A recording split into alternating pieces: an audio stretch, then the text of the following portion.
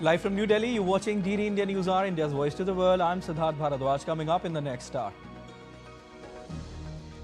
ISRO launches US ComSat BlueBird Block 2 mission aboard its heavy lift LVM-3 M6 rocket from Sriharikota, adding yet another feat to India's space journey.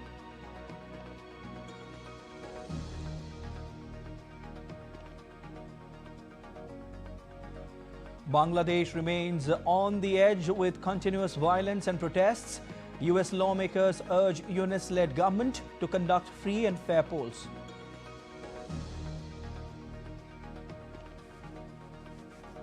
Days after Russian general's death, 2 police officers killed in explosion in Moscow.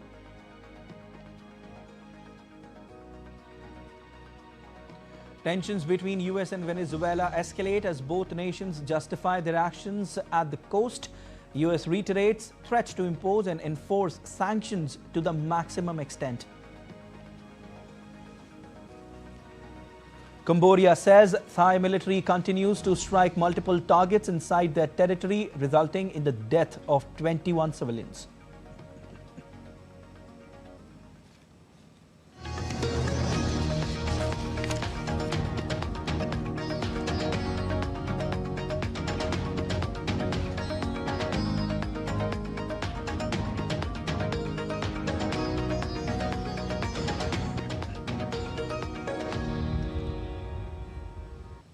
Adding another feather into the cap of India's space journey, Indian Space Research Organisation or ISRO successfully launched the BlueBird Block 2 communication satellite aboard its heavy lift LVM-3 M6 rocket from Sriharikota. The historic mission, under a commercial deal between ISRO's arm New Space India Limited and US firm AST Space Mobile, aims to deploy a next-gen satellite, providing high-speed cellular broadband directly to smartphones across the globe. 3, 2, 1. LVM-3 Bahubali rocket M6 launch vehicle has successfully and precisely injected the BlueBird Block 2 communication satellite in the intended orbit.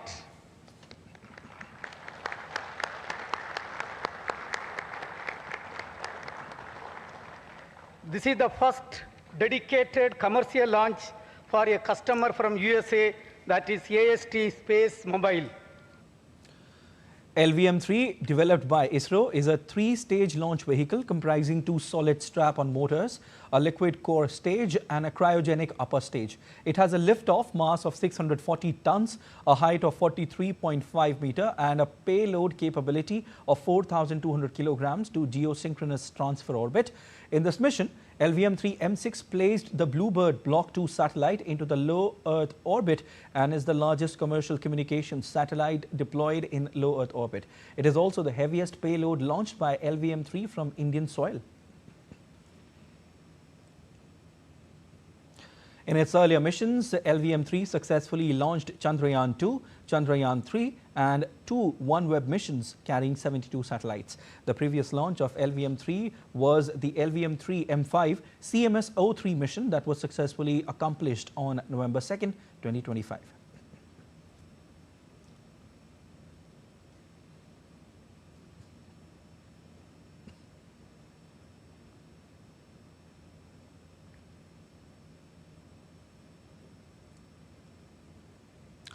Prime Minister Narendra Modi hailed the achievement in the space sector. On X, he wrote, and I quote, "A significant stride in India's space sector.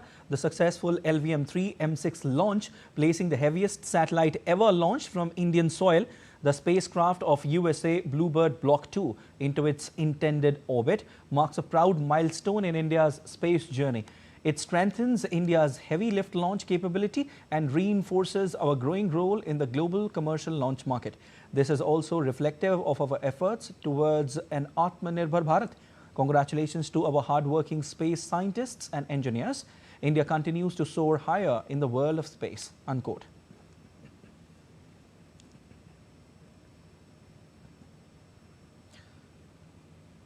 In another post, he wrote, "Powered by India's youth, our space program is getting more advanced and impactful. With LVM-3 demonstrating reliable heavy lift performance, we are strengthening the foundations for future missions such as Gaganyaan, expanding commercial launch services and deepening global partnerships. This increased capability and boost to self-reliance are wonderful for the coming generations." And now let's hear what students have to say about this historic milestone in India's space journey. We are so excited to see the launch of our new satellite. It maybe seems the LVM satellite, LVM3 satellite. Here I can see many different schools came here to watch the launch of this new satellite. We've been waiting quite a while for this, and yeah, we wish all the best to all the ISRO scientists. Nearly 320 people from our school have come here to watch the rocket launch, and we are actually very grateful to have this opportunity. It is something that we thought as a miracle, but anyhow, they made us come here. I am actually very excited to come here and witness this rocket launch. And joining me on the broadcast today is Mr. Ratan Srivastav. He is a space expert. So, very warm welcome to DD India Newshour. Big day indeed for India's space sector. Launch of LVM-3 M6 and the launch of heaviest payload ever from Indian soil. We will talk about it in a while, but going back in history a bit, from carrying rocket parts on a bicycle and bullock cart to now ruling the space, how do you assess Bharat's journey in space sector, sir? So, Siddharth, thank you for this, and I would say it's been a very long journey. Yeah. And what makes it unique is that this is a journey powered by Indian engineers and Indian scientists, which is fully indigenous. From that place where we used to carry rockets in the cycles and do orbital, suborbital, I would say, launches to ensure that we are able to get the capacity and the capability to launch the rockets that we are launching today. It's been a long journey, but it is a journey which has been marked by a lot of sacrifices made by the Indian scientists and engineers, whether it's from ISRO, also from DRDO and the Indian industry. Without the Indian industry becoming a part of this journey, this would have not been possible to do it indigenously. So having said that, the LVM-3 rocket, as we know, is powered by the indigenous cryogenic engine, which is a huge cry from what we were probably doing earlier with PSLV-3s and SLV-3s. To reach this capability, we have entered the elite club of countries which have developed their own capability for heavy lift capacity with their indigenous technologies. So, right. Cryogenic engine, as we know, LVM-3 has two cryogenic engines, 1 and 2. And Vikas engines have been developed indigenously in India at the VSSC at Mahendragarh, where the launches have been done earlier to prove. In fact, in this year itself, Siddharth, you may know, this is the second successful LVM-3 Bahubali launch. The first launch we had in November, when we put the GSAT-7R into orbit, which was a 4,400 ton satellite, which went into the orbit in GTO actually, which is probably one of the, I would say, smoothest launches we have seen in GTO. Now today's launch of 6.5 ton BlueBird Block 2 or BlueBird 6, whatever you want to call it, of AST Space Mobile, we have entered a new territory, which is to launch such a heavy, or rather heaviest till now, satellite of 6.5 ton into low Earth orbit, which is in fact more difficult, because to precisely inject it into the orbit where it should be able to have the capacity of delivering communications, which is to say including video, voice, to about 120 Mbps and 10,000 megahertz capacity. It's amazing. Definitely. You just mentioned, sir, it's difficult to launch that into the low Earth orbit. Why is it so? So in lower Earth orbit, because this satellite is especially very, I would say, important from the point of view that it has a 2,400 wide swath, which is the array that they have. That array itself is equal to almost all the satellites that BlueBird has launched till now, and this is why it gives you the kind of reach it gives to the capacity of 10,000 megahertz, giving broadband services in the intended area where it is working, which is in the United States. To have this kind of comfort and the, I would say, confidence on Indian launch vehicle is something that we need to be proud of. Yeah. This is a very competitive market as well, as we know. Definitely, and we all are proud, sir, looking at India's space journey and the space sector and the way it is progressing right now. So, talking about the launch of LVM3 M6, launch of heaviest payload ever from Indian soil. I want to ask you, what does it tell about Bharat's growing capability in space tech and the kind of approach toward achieving new milestones and Atmanirbharta or self-reliance? So as the Prime Minister tweeted today, and we spoke about Siddharth also a few minutes back, that this is a completely indigenous vehicle. In the sense, right from the solid-state boosters to the electronics to the construction of the vehicle, it's all been done by Indian industry, and whether in the public sector or in the private sector, both have played a very good role in developing this. This is possible only when ISRO involves the industry at the development stage itself, because then you get co-opted into the design development of the vehicle, and you know what is required to be done at what stage of time, so that the supply chains are also secured. It's a very complex process, and Right. this means that ISRO is not treating industry as vendors but as partners, which is I would say putting a lot of confidence into its partners and ensuring that the components which are required for this, including the Vikas engines, are prepared in time for the launch to be done, and also perfectly done, so that there is no question of a failure in this, because a failure is not accepted when you are doing commercial launches. It really impacts your reputation. Definitely. Mr. Srivastav, I want to ask you, being a space expert, how do you analyze the fact that what has changed over the years, which has put India's space sector now on the global map, and everyone is looking at it? Be it collaborations, be it any other collaborations, and the way the Indian space sector is progressing. What factors are there? What has changed over the years? So that if we start talking about the kind of changes which has happened in the last 10 years, we probably need another show for that.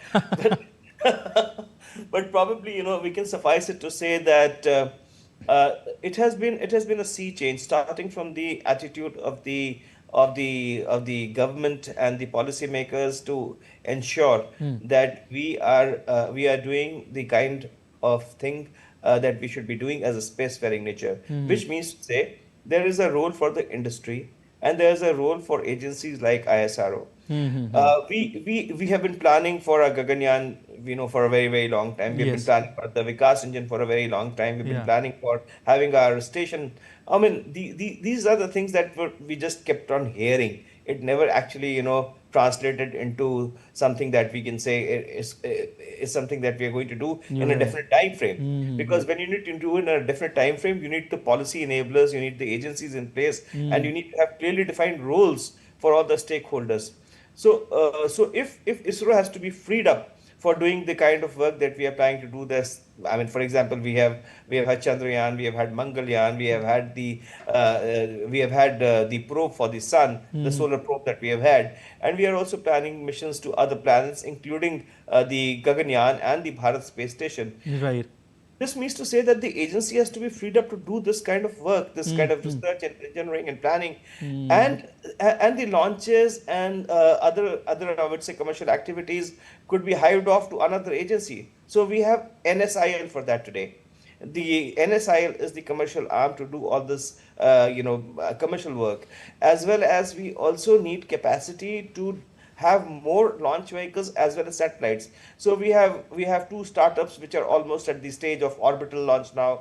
We know that both the companies are now probably ready to do the first launch. Vikram, of course, is going to Skyroot is ready to do the launch of Vikram, and they are probably going to do it in a couple of months. We also know Agnikul is also ready with launch vehicles. So we need more launch vehicles. We need more, I would say, players in India if we need to become a space economy. If we need to reach somewhere what the targets we have fixed for 2047. Definitely. So from 7 or 8 billion dollars, we need to move much more. So what am I getting of what you are saying is that approach has changed and a special focus that was given to this particular sector. The policy has changed, and Okay. The rules have been defined. Okay. And there is a fixed timeline in place what we need to do. Okay. It's not something that we will plan. That approach Right. is gone. Right. And Mr. Srivastav, there are missions and then there are cost-effective missions. So it's not about just getting the capability to launch rockets, but with lesser cost also. How does Bharat stand out on this front? Your reaction? So Siddharth, as you know, we are famous for our frugal engineering. Yeah. For the cost of a Hollywood movie, we could do a Chandrayaan. Yeah, of course. So the reason is this, that we have been able to develop everything indigenously. Had we relied on foreign engineering sources, there would have been a cost, because obviously nobody was going to give us anything free of cost. Yeah, There's a of profit course. motive involved in it. But when you do it in India, indigenously, involving Indian industry and the Indian engineering scientists, as well as, I would say, try to make it affordable within the budget that the government is going to give you. So there's an element of patriotism involved in it. So profit obviously we need, but we do not need, I would say, kind of excessive profits that somebody would profit from us by selling something. Okay. So if you are indigenously developing, there's a pipeline, you work in partnership with the ISRO, then I think this is one of the reasons that we've been able to keep our costs low.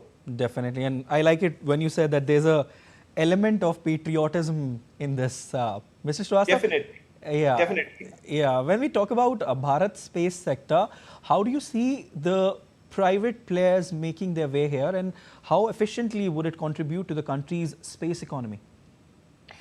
Siddharth, I think the private players have been ab initio involved in a lot of work that the development work that ISRO has been doing. And this is not from today, it's from the times of PSLV. PSLV, you may know, more than about 96%, 90 to 98% of PSLV is outsourced from the industry, whether it is the private industry or the public sector. So companies like Larsen and Toubro, Godrej, Anant Technologies have been involved working with the ISRO for decades, actually, and they have reasonably matured to a stage where they are not only supplying to ISRO or vendors to ISRO, but they are also able to export components. But I believe they got the much needed platform now. It was not there earlier. Absolutely. Do you agree? The platform is there, the capacity is there. The capacity has to be developed only once they have the capital to do it. Yeah. You need capex. The private industry needs capex to develop capacity. Right, so that capex is not available. The capacity is available. The policy is there. The enablers are in place. And the kind of startups that we have seen. I mean, 10 years back, you could count startups on your fingers, maybe in single digits. Today, we are reaching almost 400 startups. And it's not like this that the startups are there just for the I mean, the government is equally supporting the startups, and that's the reason. Is equally supporting, and they are here to solve a problem. We are seeing what we are seeing is because of that. Yeah, you're right, absolutely. And months back, we saw the joint collaboration of ISRO and NASA launching an Earth observing satellite, NISAR. Tells a lot about how the world is looking at India for collaborations. How impactful are these collaborations, sir, according to you, and in giving a push to Bharat's already advancing space sector? Very quickly, sir. So, as the Prime Minister said, I mean, this is fueled by India's youth and the push for Atmanirbhar Bharat. The push for Atmanirbhar Bharat and India's, I would say, aspirations of the youth are definitely a driving force. But at the same time, we have to earn our spurs. If we are not able to deliver commercially to whatever we have promised to our partners, then people won't come to us. They would probably go to somewhere else. Maybe our cost of launch is low, but our rate of success of launch is also very high. So if you have a low cost launch and you have a high rate of success, and you have a platform provided by the government in terms of the agencies which have demarcated for the kind of jobs that they have to supposed to do, I think it's the right recipe to understand that the international partners would have confidence on us, and space is the only way. Space is the only thing which does not frontiers. There are no frontiers in space. So as long as we can collaborate, I mean, the collaboration we are doing with America is on the other side. The collaboration with other partners such as European partners, the Japanese people, the Japanese partners, and of course we have worked in the past very successful with Russians as well.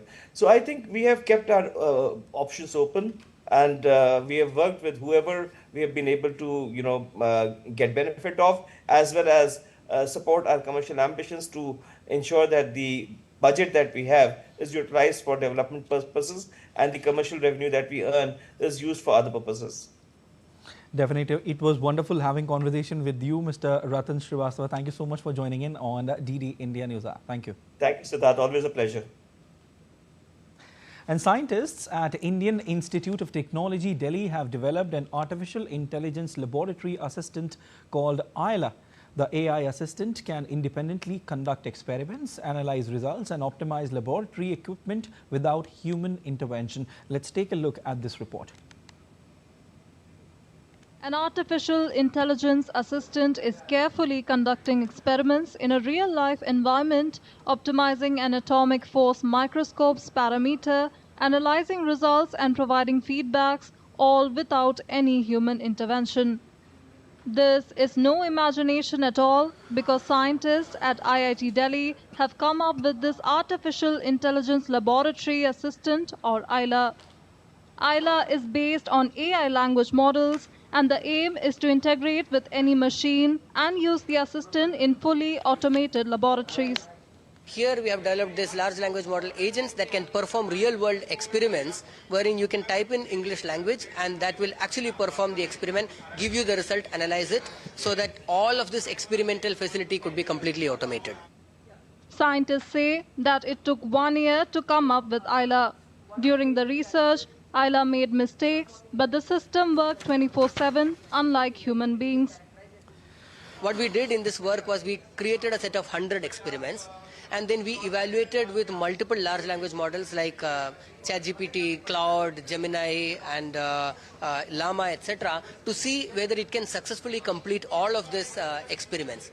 And what we saw was very interesting. Just like humans, large language models also make mistakes. ILA is a collaboration between IIT Delhi and universities in Denmark and Germany. The Nature Communications detailed the research and titled the article as Evaluating Large Language Model Agents for Automation of Atomic Force Microscopy. India marks a major healthcare milestone as SS Innovations completes 100 robotic telesurgeries using its indigenous SS2 mantra system, showcasing how advanced surgical care can now be delivered remotely, strengthening access and innovation nationwide. India marks a major leap in technology-driven healthcare. SS Innovations International Inc., the developer of India's first indigenous surgical robotic system, SSI Mantra, has achieved a landmark milestone with the successful completion of 100 robotic telesurgeries. In one day, we are completing 25 telesurgeries scattered throughout the country. We have already done 100 surgeries, and today was a way to see how can we advance this thing further. This breakthrough demonstrates how advanced surgical expertise can now be delivered seamlessly across distances, powered entirely by homegrown innovation. To commemorate the achievement, SS Innovations hosted India's first marathon robotic telesurgery, during which over 20 tele-enabled robotic surgeries was successfully performed in a single day. For that, we have 10 surgeons that have traveled from different places, and we have done all different specialties, urology, gynecology, general surgery, colorectal surgery, cardiac surgery, and pediatric surgery.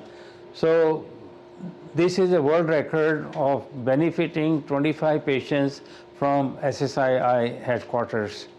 The marathon served as a real-world clinical validation of the SSI Mantra platform, highlighting its precision, safety, and scalability across multiple surgical specialties. For a nation of 1.4 billion people, where access to advanced surgical care remains uneven, robotic telesurgery holds transformative potential. By enabling expert surgeons to operate remotely, SSI Mantra bridges critical healthcare gaps, reduces geographic inequities, and brings specialist-driven care closer to underserved regions. Tapas Bhattacharya's report, DD India. India's metro journey began modestly in December 2002 with the 8.4-kilometer Delhi metro line from Shadra to Tis Hazari, inaugurated by Atal Bihari Vajpayee. From these early tracks in Delhi's suburbs, metro networks have now expanded to over 20 cities, becoming a major symbol of India's urban development and one of the world's leading urban transport successes. Take a look at the report.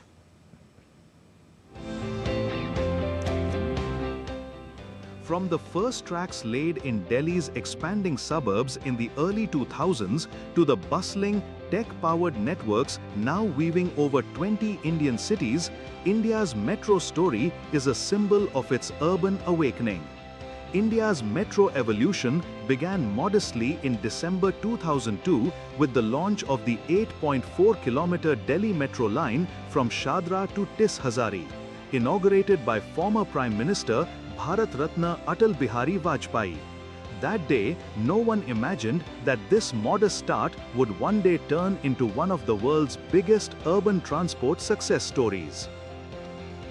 But the real momentum, the real expansion of the metro came over the past 11 years. In 2014, when Prime Minister Narendra Modi took charge of the country, Delhi Metro's length stood at 194 kilometers, with about 140 stations across 6 lines. And today, in 2025, the Delhi Metro has become a massive 352-kilometer network with 257 stations and a web of 10 color-coded lines connecting Delhi with Noida, Ghaziabad, Gurugram, Faridabad and Bahadurgarh. While the metro network has doubled over the past 11 years, it now carries an average of around 6.7 million passengers daily. आज देश में आधुनिक infrastructure निर्माण का महायज्ञ चल रहा है। 2014 तक सिर्फ 5 शहरों में मेट्रो की सुविधा थी। आज 21 शहरों में मेट्रो है। ये सभी विकास कार्य विकसित भारत के उस रोडमैप का हिस्सा है जो आज हर देशवासी के लिए एक मिशन बन चुका है। During PM Modi's tenure, Phase 3 expansion of the Delhi Metro began, bringing several major changes. While India's metro network has expanded rapidly to over 20 cities with more than 1,000 kilometers operational by late 2025, making it the world's third largest system after China and the United States, major networks in cities like Delhi, Mumbai, Kolkata, Bengaluru and Hyderabad have significantly transformed urban mobility, driving sharp growth in ridership and coverage since 2014. India's metro networks are reshaping urban life, and more than just transit, they drive ambition, equity, and resilience, forming the backbone of India's growth as it aims for a 7.3 trillion economy by 2030. Under the leadership of Prime Minister Narendra Modi, it is no longer just a transport system. It has become the heartbeat of a developed India where every station tells a story of progress and every journey is a new leap towards the future. Bureau Report, DD India. Under the Green Initiative of Prime Minister Narendra Modi, Ek Ped Maa Ke Naam, a symbolic Ashok sapling was planted today at the Russian Center of Science and Culture in New Delhi, reinforcing the shared commitment to environmental sustainability. The sapling was jointly planted by Dr. Elena Remizova, head of Raso Trudny Chestbo in India, and Director of Russian House, along with New Delhi Municipal Council Vice Chairperson Kuljit Singh Chahal. The initiative highlights people-to-people cooperation between India and Russia with a focus on ecological responsibility and sustainable urban development. To be the part of this good initiative to support India to be more cleaner, more green, to support the initiative of Mr. Modi. As Mr. Chahal already said, Russia and India have a very strong and long relationships and friendship. Next year, India will have the presidency in BRICS, and we also await very good events. And our Russian House Cultural Center, along with the NDMC, of course, will participate and set up the special program for BRICS. The Delhi High Court on Tuesday dismissed the pleas of two sons of Hizbul Mujahideen chief Sayyid Salahuddin and others challenging framing of charges against them in different terror funding cases. The bench rejected the appeals on the ground that they were not maintainable. Besides, the court also rejected similar petitions filed by various other accused facing prosecution in separate NIA cases. The court passed a common decision on all the appeals.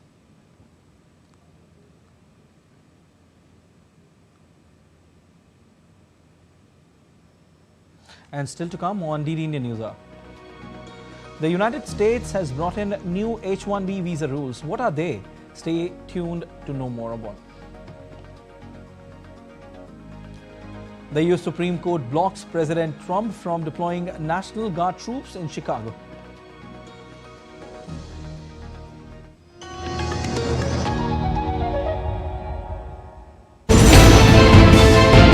Geopolitics and trade deals.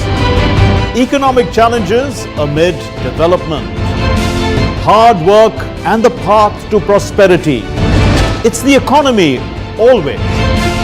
Between walkers, money is what money does and says.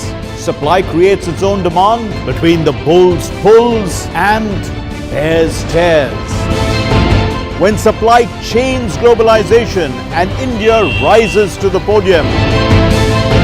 We'll get you centered with the economic brief at 8 p.m. every Thursday on DD India.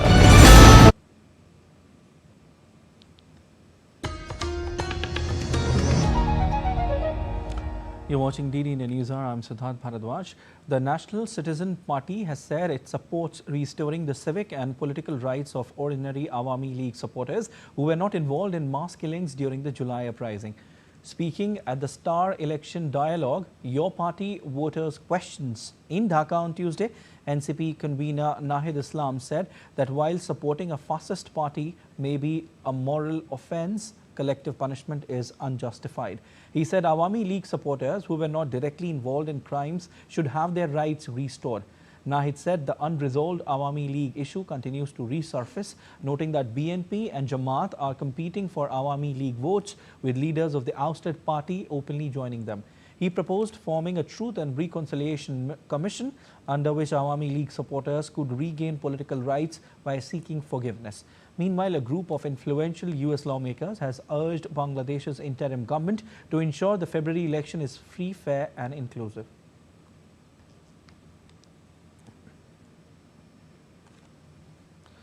Amid the growing unrest in Bangladesh, India called in Bangladesh High Commissioner Riaz Hamidullah to express grave concern over a series of incidents targeting Indians and diplomatic missions. This is the second time the Bangladeshi envoy to India, Hamidullah, was called in by the Indian government amid tense ties between the two countries following violent anti-India protests in several parts of Bangladesh. Also, US lawmakers expressed concern amid the crisis in Bangladesh and wrote to Muhammad Yunus to consider the decision to fully suspend the activity of Sheikh Hasina's Awami League, stating the findings of the Department of State that the 2018 and 2024 elections in Bangladesh were not free and fair. The lawmaker said that if one party gets banned, the next election will also not be free.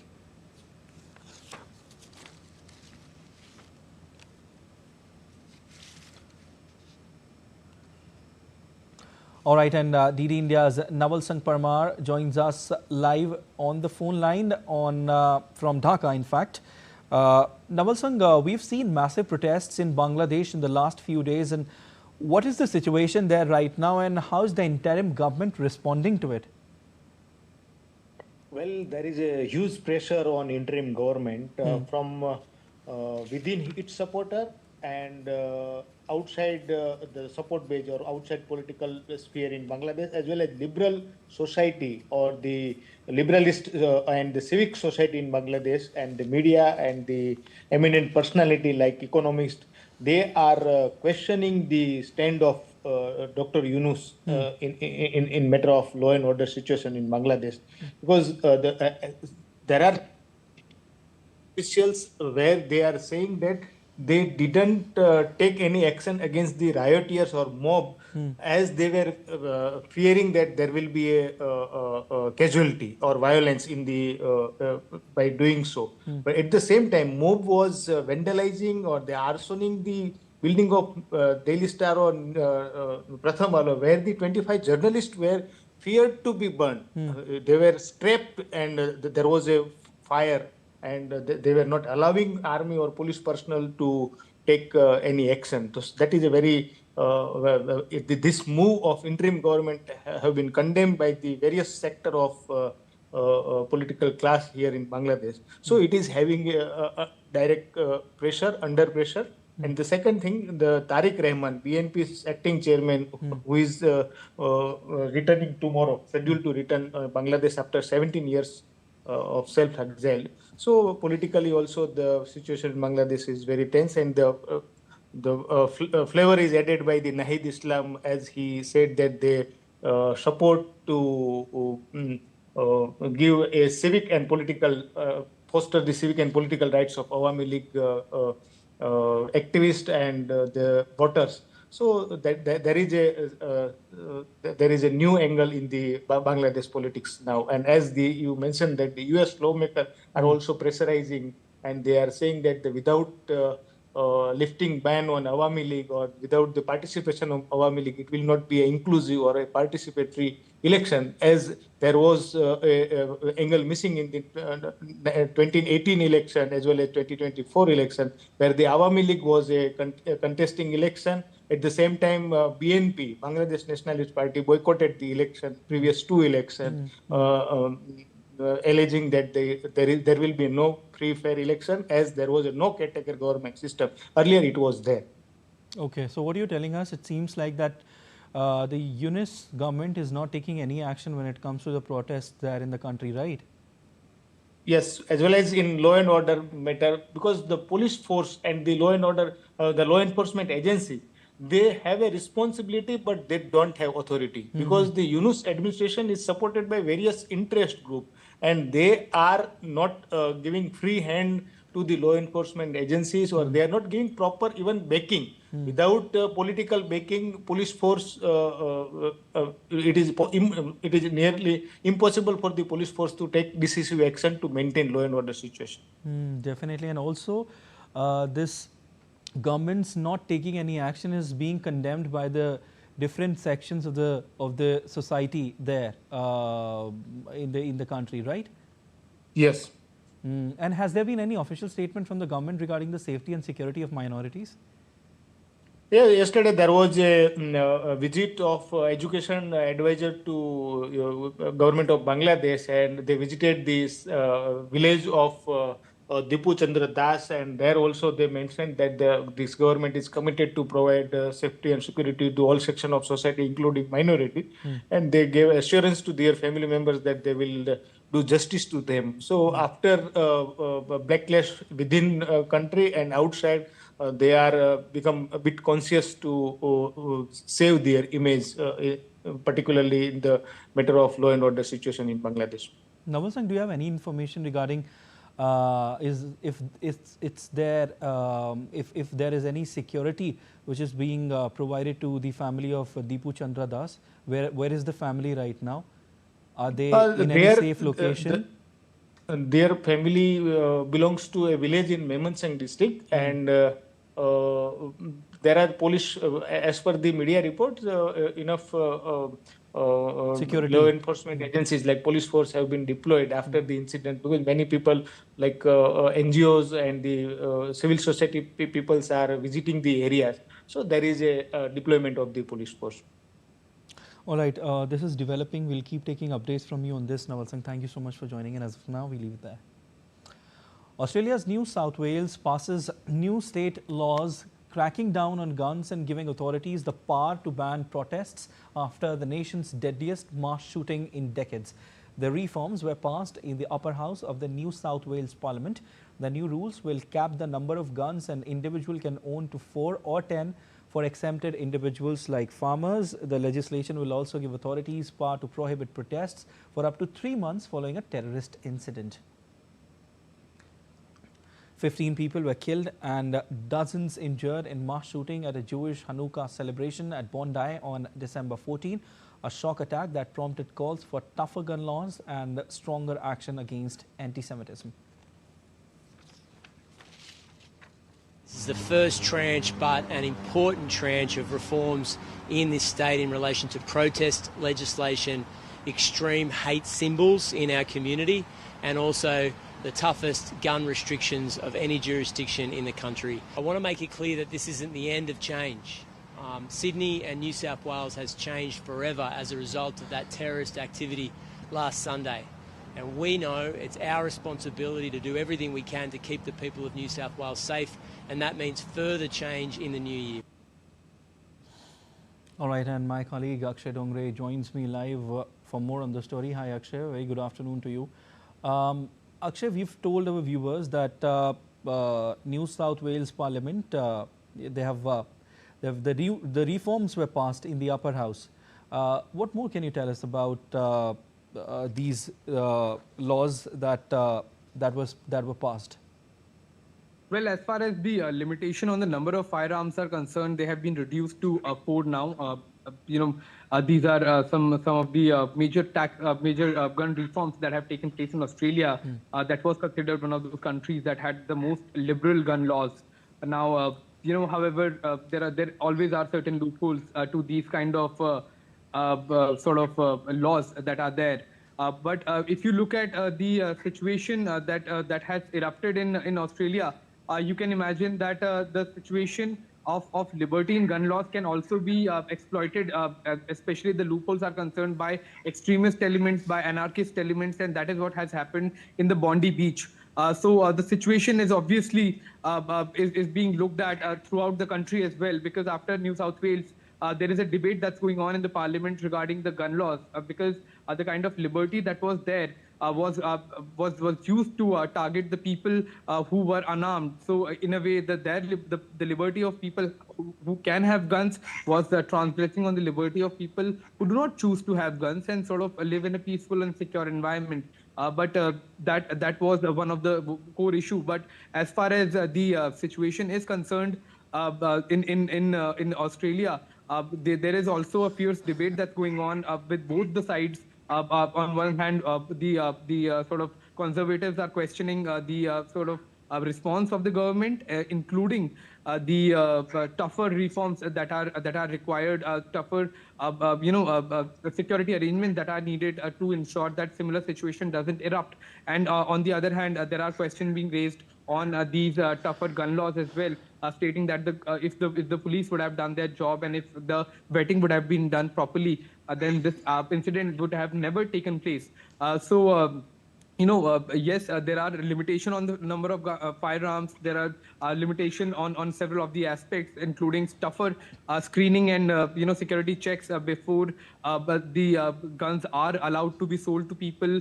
All of these changes are being made and has also led to a fierce debate about the future of gun laws in the country. Akshay, now I want to ask you about your assessment. Okay, the new rules will cap the number of guns an individual can own to 4 or 10 for exempted individuals like farmers. All right, I want to ask you that 4 guns or 10 guns to a person, don't you think it's still more, and this law needs to be contained to a certain extent still? Well, I mean, that's for the society to decide what kind of laws they want. And it's the Australian parliaments, parliamentarians, obviously, who are representatives of the people who will be talking about it. But as far as the gun laws are concerned, these guns are, are usually allowed to people with the purpose of hunting, with the purpose of securing their farmlands, because if you look at the farm structures and the areas of agricultural areas of Australia, there are always risks of dingoes that are wild dogs, a category of wild dogs, to other hazardous animals that are there. The liberty that there has been in the gun laws has been because of the wildlife that is there, and to protect the farmers from that wilderness, and to protect their farms from any kind of threats that they can have. It's a vast country, but you also have to realize, that these laws, there are more and more people coming in from different parts of the world, and also the domestic population as well. There can be issues with the person's mental history, where they can use the gun erratically. So all of these situations definitely have to be looked at in any sort of civil society. There are countries with much bigger populations that have much stricter gun laws, because they have realized the threats of these guns being in everyone's household, and can be used for terrorist purposes, for anarchist purposes, and so on. Obviously there is a requirement for any civilized society to have trust in the security agencies. They should have a separate agencies to provide security to the civilians, and it should not be a responsibility of the civilians to protect themselves. However, all of these debates are there, raging on, and will be up to the parliamentarians of Australia to decide, and to ponder upon, with the population of Australia obviously deciding where the laws go in the future. Back to you, Siddharth. Okay, Akshay, we leave it there. Thank you so much. 3 people were killed in a bomb blast on Wednesday in Moscow after 2 police officers approached a man acting suspiciously near the site where a senior general was killed 2 days ago by a car bomb that Russia said was planted by Ukrainian intelligence. A string of Russian military figures and high-profile supporters of the conflict have been assassinated. The Ukrainian military intelligence has said it was responsible for a number of the attacks. Russia's State Investigative Committee said that when 2 police officers approached a man who was acting strangely, they were killed by an explosive device, adding that a 3rd person was also killed. It said it opened criminal cases under clauses dealing with the murder of law enforcement officers and the illegal trafficking of bombs. Russia said it suspected Ukraine was behind the killing. Ukraine's President Volodymyr Zelensky on Wednesday said US and Ukrainian negotiating teams failed to agree on long-term territorial issues during talks on how to end the conflict, calling for them to be discussed at the leaders' level. A new draft proposal does not require Ukraine to formally renounce joining the NATO military alliance. He further added that the latest version of plan presented to Moscow by the United States freezes the front line and opens talks on demilitarized zones. He also hopes for Moscow's answer on Wednesday to the latest version of a draft proposal agreed between Washington and Kiev. He said a draft proposal to end the conflict envisioned that Ukraine, Russia and the United States would jointly operate the Russian-occupied Zaporizhzhia nuclear power plant, a measure Kiev opposed. Zelensky added that Ukraine would stage a presidential election as soon as possible after signing the peace deal. Venezuela's parliament on Tuesday approved a measure that criminalizes a broad range of activities that can hinder navigation and commerce in the country, such as the seizure of oil tankers. The bill, introduced, debated and approved within 2 days in the National Assembly, follows this month's seizures by US forces of 2 tankers carrying Venezuelan oil in international waters. The bill calls for fines and prison sentences of up to 20 years for anyone who promotes, requests, supports, finances or participates in acts of piracy, blockades or other international illegal acts against commercial entities operating with the country. The bill will be sent to the executive for approval and will take effect once published in the official gazette. Venezuela's political opposition, including Nobel Peace Laureate Maria Corina Machado, has expressed support for Trump's Venezuela policy, including the seizure of tankers. Meanwhile, the United States told the United Nations on Tuesday it will impose and enforce sanctions to the maximum extent to deprive Venezuelan President Nicolas Maduro of resources. Venezuela, backed by Russia and China, requested Tuesday's meeting, the second held on the escalating tensions.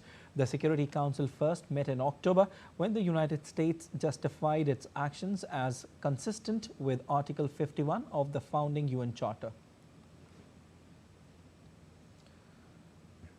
The U.S. Supreme Court on Tuesday blocked President Donald Trump from deploying National Guard troops in Chicago.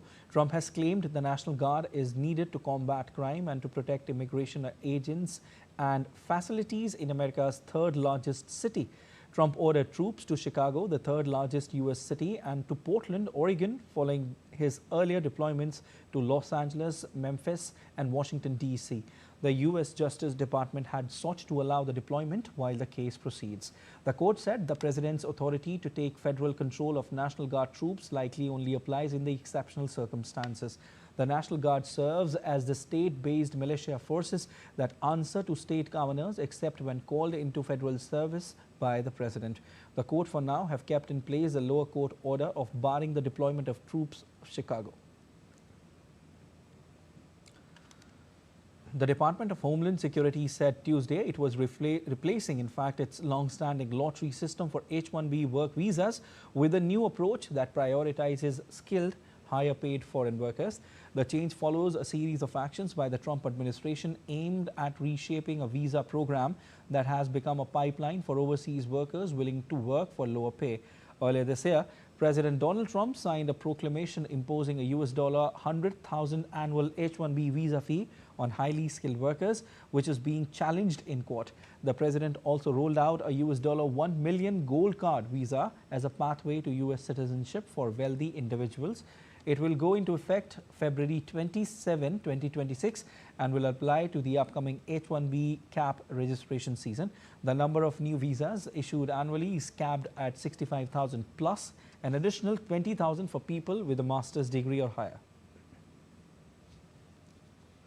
Defense officials from Thailand and Cambodia will hold ceasefire talks on Wednesday after Southeast Asian foreign ministers held an emergency meeting earlier in Kuala Lumpur. Cambodian defense spokesperson claimed that Thai military forces had continued to use artillery and tank-mounted machine guns to fire at multiple targets in Cambodian territory as of Tuesday. Meanwhile, Thailand rejected a request by Cambodia to hold bilateral talks in a neutral country, leaving a planned meeting to negotiate an end to deadly border clashes in doubt. But as per Thailand's defense ministry, meeting would go ahead in its Chanthaburi province as planned. A special ASEAN foreign ministers meeting on the current situation between Cambodia and Thailand was intended to end the fighting that has raged between the two neighbors since December 7. You're watching DD Newshour. Time now for some sports news. And 14-year-old Indian batter Vaibhav Suryavanshi has become the youngest to score a century in men's one-day first-class cricket in Ranchi. Suryavanshi achieved the feat on the opening day of the Vijay Hazare Trophy in his 7th List A or first-class one-day game. Playing for Bihar against Arunachal Pradesh, Suryavanshi got to his century of just 36 deliveries. He was eventually dismissed for 190 runs, which included 16 fours and 15 sixes. The batter is in line to feature in India's Under-19 World Cup campaign in Zimbabwe and Namibia in January-February next year. Spinner Mitchell Santner will lead New Zealand score in 5-match T20 series against India in January next year, while Michael Bracewell has been appointed captain for 3-match one-day series in Santner's absence. Santner and seamers Kylie Jamieson and Matt Henry have been declared fit for New Zealand's upcoming T20 series against India. Santner will skip the one-day internationals as he continues his recovery. The spinner will be back to lead the side in 5 T20s later that month, ahead of World Cup in India and Sri Lanka from February 7 to March 8. Players like Jacob Duffy, Rachin Ravindra, Kane Williamson, Will O'Rourke and Blair Tickner have been rested or ruled out due to injury management and workload considerations. England pace spearhead Jofra Archer was ruled out of the rest of the Ashes series with a side strain, while batsman Oli Pope was axed for the 4th test against Australia.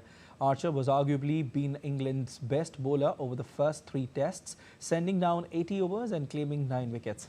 He is replaced by Gus Atkinson, who leads the attack alongside Josh Tongue, Bryden Cars and skipper Ben Stokes, with Will Jacks retained as the spin option. The underperforming Pope paid for his poor form at number 3, with Jacob Bethel taking his place in the playing 11, while opener Ben Duckett held his spot. England are 3-0 down in the series and desperate to restore pride in the 4th test, starting in Melbourne on Friday. And Colombia's capital Bogota is dazzling with Christmas lights, and the Montserrat mountain has come alive with Christmas display, Lights of the World. This year's installation takes visitors on a luminous journey inspired by 11 countries.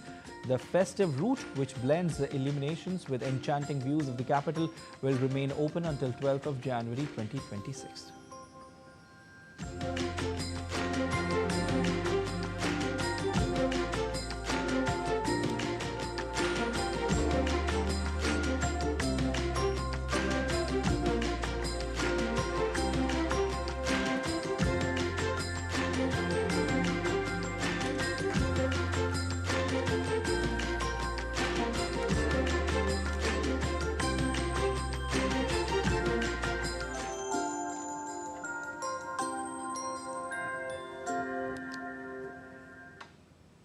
That's all for this edition of DD India Newshour, but let us know your thoughts on the news of the day. For those on the go, you can get all the latest news and updates from India and across the world on DD India mobile app. The app is available on both Android and iOS platforms, and you can scan the QR code on the screen to download now. We'll be back with more news as it breaks here on DD India. I'm Siddharth Bharadwaj from all of us here in Delhi. Thanks for watching DD India Newshour.